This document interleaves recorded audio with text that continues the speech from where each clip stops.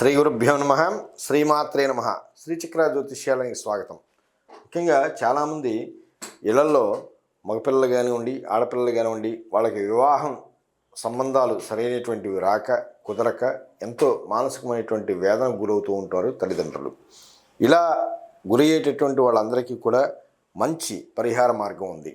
ఎందుకంటే మనం చేయాలనుకున్నటువంటి వివాహం అబ్బాయికో అమ్మాయికో వాళ్ళు కొంచెం దైవిక పరంగా శ్రద్ధాశక్తులతో నేను చెప్పేటటువంటి విధంగా చేసుకుంటే వివాహ యోగంలోకి వెళ్ళేటటువంటి అవకాశం ఉంది.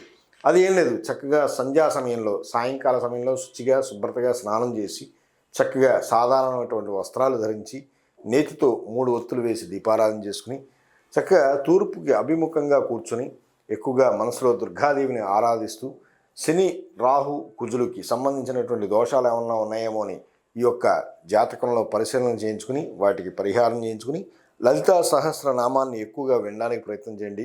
ఈ యొక్క మంత్ర జపం హే గౌరీ శంకరార్ధాంగి యథాత్వం శంకర ప్రియ తథామాం కురు కళ్యాణి కాంతాం సుదుర్లభాం.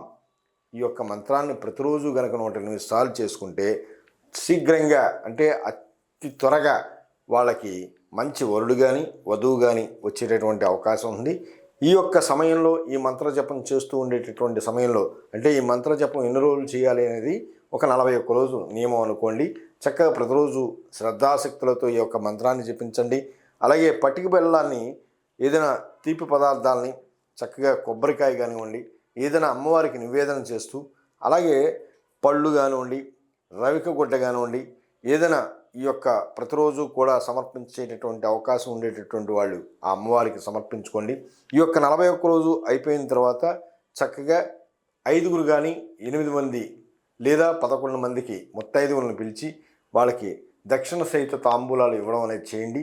అలాగే ఈ యొక్క నియమానుసారంగా 41 రోజుల్లో పులుపు తినకుండా ఉండడానికి ప్రయత్నం చేయండి.